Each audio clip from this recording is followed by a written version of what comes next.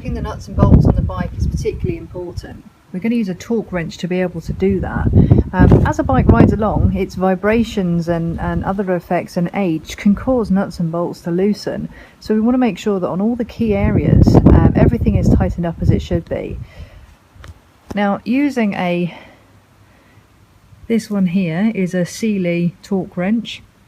It's nice and straightforward. When we look at it, you'll see that it's measured in two ways. The first one is in Newton meters, otherwise it's in foot-pounds. It's really important, whichever system you use, both are very good, but whichever system you use, you stick to the same system throughout all of your checks, and you don't get them muddled up. So for example, if you look here, you've got 70 Newton meters is significantly less than 70 foot-pounds. So if you get this the wrong way round, you could cause quite a bit of damage. Let us set 23 Newton meters as an example. So you can see here that the closest to it is 21. So if we bring this around so that the 0 links up with the 21, and then every one after that, 22, 23, and there we have, so you've got 21 plus 2 is 23.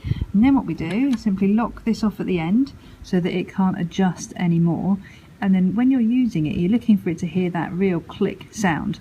If you want to see something funny and what happens if the torque wrench doesn't click, I have put a video up called Funny Female Mechanic Moment, where I pull a bolt clean in half by not being able to use one of these torque wrenches correctly. But now we're going to go around the bike and check all the major bolts as we go round. Engine oil drain plug, 21 Newton meters. Right, this one here is the coolant drain plug, and that one's at 13 Newton meters. Clutch lever bracket, 10 Newton meters. Footrest bracket bolt, 23 Newton meters, one there and one there. Same on the other side as well. Bracket holders here and here, both 23 Newton meters. Side stand, so you do need to take the lower fairings off to see this one. It's 100 Newton meters on the main pivot bolt for the side stand.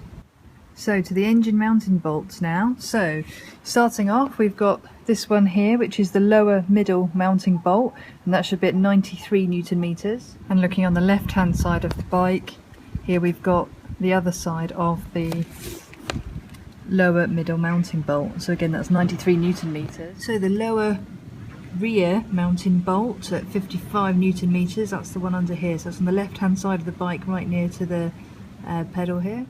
So on the left hand side, that's the front mounting bolt, and that's at 55 Newton meters. Upper middle mounting bolt there, and that's at 55 Newton meters as well. Upper rear mounting bolt, and that's at 55 Newton meters. The shock absorber mounting bolts, when you take this side panel off here, are underneath, and they should be done at 50 Newton meters. So that bolt there. Down here at the bottom, we've got the suspension linkage, that should be at 78 Newton meters. Swing arm lock nut here, need a special tool to get into this one, or you can cut down a socket, but the swing arm lock nut is 90 Newton meters, and if you go to the other side, the left hand side of the bike, on the opposite end of this is a nut, and that's 100 Newton meters, just to make sure that this swing arm assembly is attached nice and securely.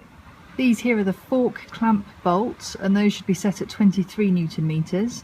And this one here is the handlebar clamp bolts, also set at 23 Newton meters, and it's the same on both sides of the handlebar. Looking at the bike from the other side now, and as we come down the forks here, you can see the fork bottom yoke clamp bolts, and again these are 23 Newton meters each. The steering stem nut here in the middle,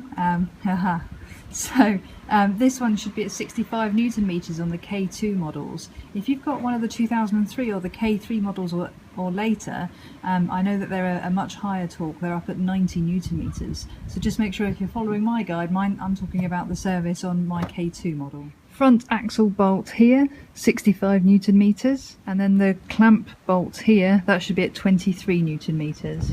Rear wheel axle nut here, and that's 65 Newton meters on the K2 models. Again, this is a watch out on the K3 or later models, because again the torque settings are higher, they're 100 Newton meters. Front brake calipers here, and the mounting bolt, so 1 and 2, the front mounting bolt should be at 39 Newton meters. Rear caliper now, so the rear caliper mounting bolts here and here. So those ones should be at 26 Newton meters. You've also got on the rear side, you've also got the rear brake caliper joining bolts, so this one, and they should be 30 Newton meters each. Banjo bolts around the bike should be at 23 Newton meters. Don't forget you've got the ones on the front as well, and these bleed nipple valves are a very small 7.5 Newton meters, so not much at all on that one. This rear brake torque arm, that should be at 35 Newton meters, and the brake disc bolts along here, you're looking at 23 Newton meters for those. As we look across the exhaust system, the nuts and bolts on the exhaust system again are all 23 Newton meters, just to get those up to spec. Okay, so there you have it, quite a long list of nuts and bolts to check across the bike, but this list is by no means exhaustive. If you're worried that it might fall off, then by all means check out the torque settings on it. Get a good service book or a Haynes manual and it'll give you all the torque settings that you need.